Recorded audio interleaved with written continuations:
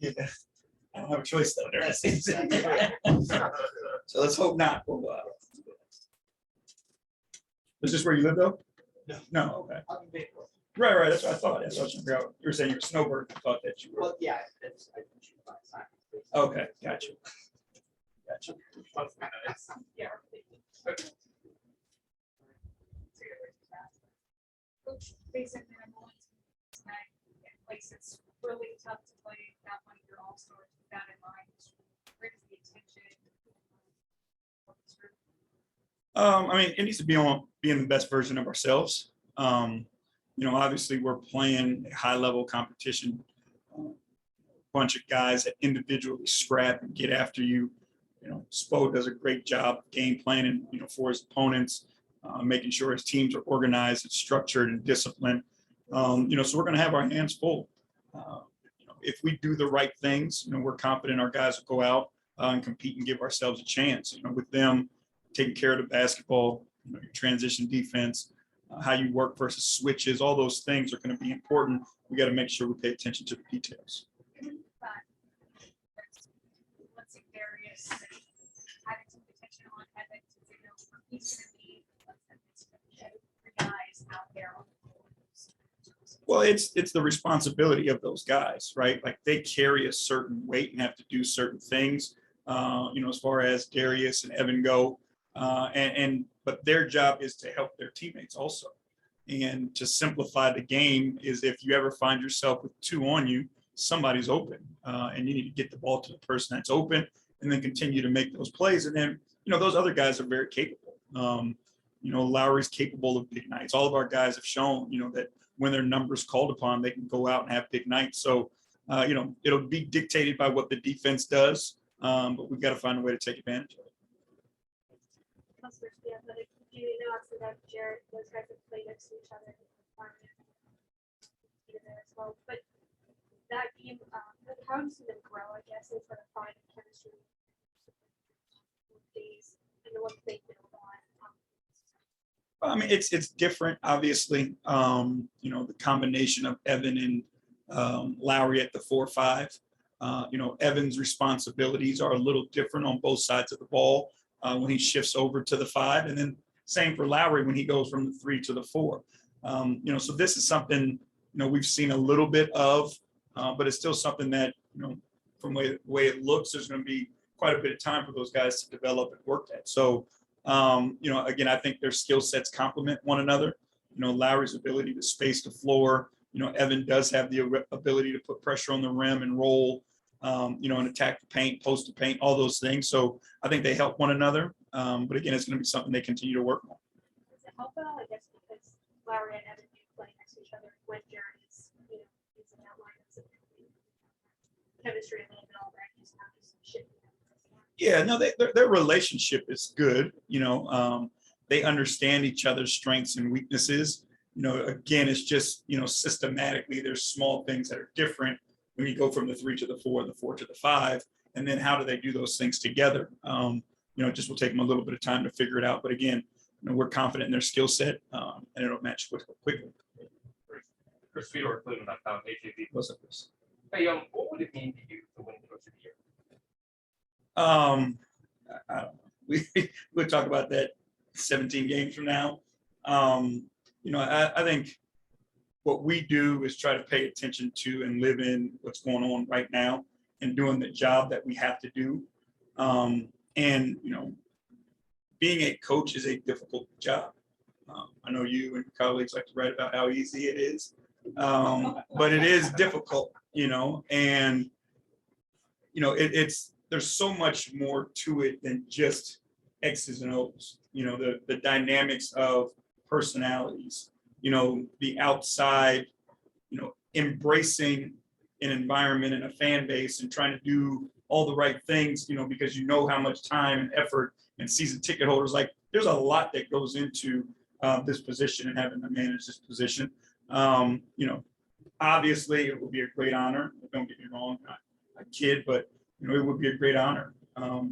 It wouldn't be something just for me. It would be proof of what our guys are capable of and what our staff has been able to do as well.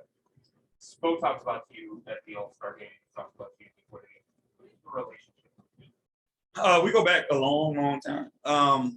David Fizdale and I have been close since I was 17.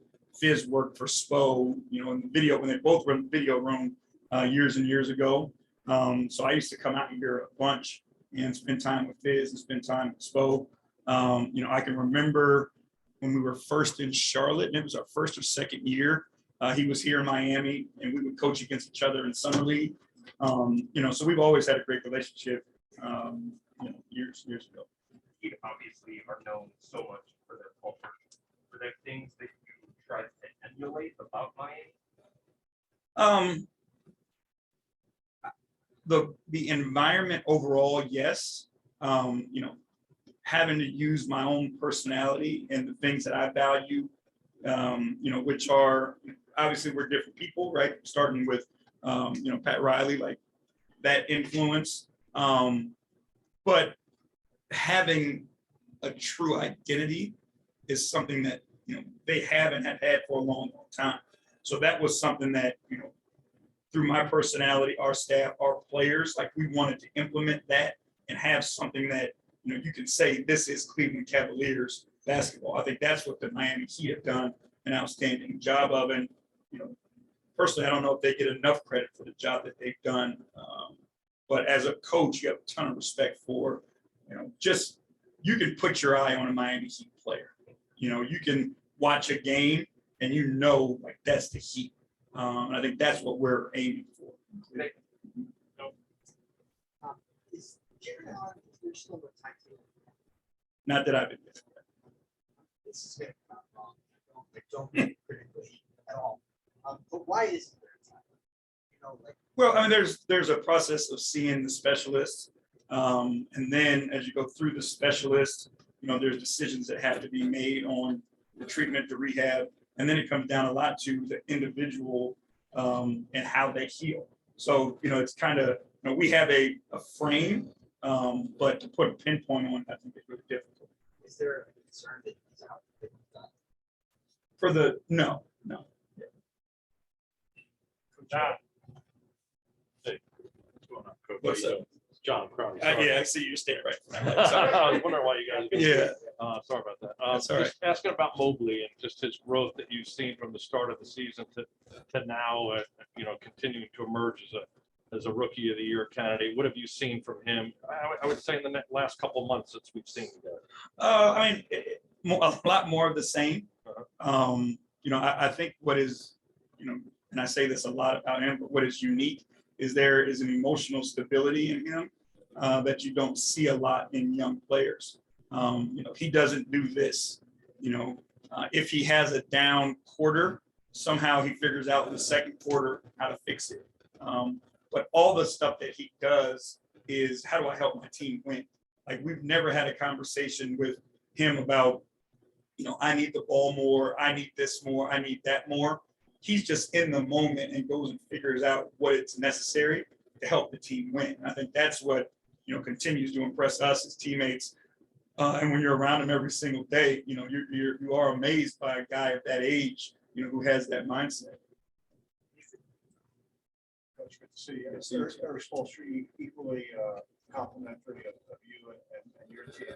You talked about that you built a defense that fits your talent. Could you talk about what he meant by that and how you match your defense and talent you have?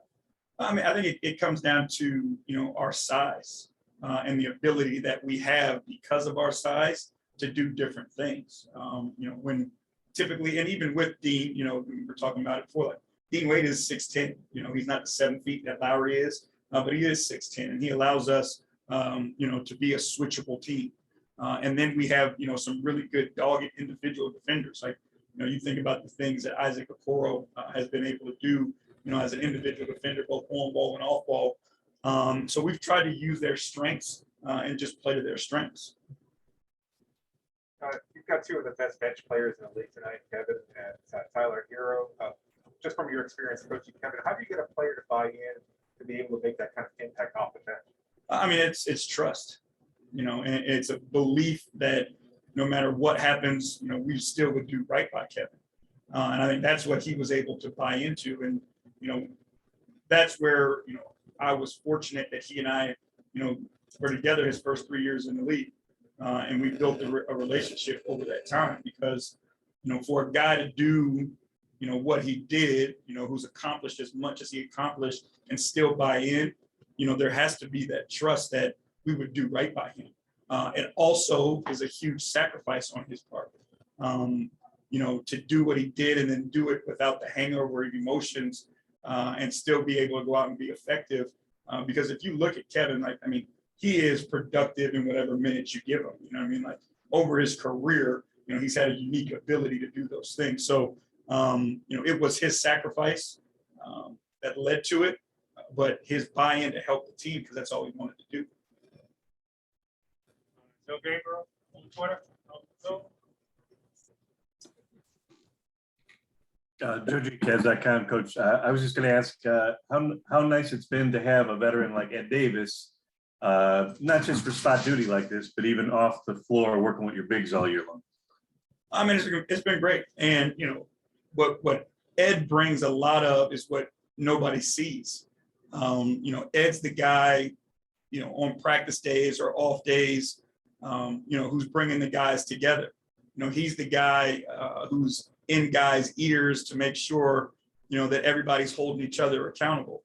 You know, he's the guy in the locker room where, you know, a tough loss happens or what have you, and he's there to pick the pieces up and keep everybody heading in the right direction. So, you know, and then you throw on top of that, whenever his numbers are called upon, he's ready to go and help the team play.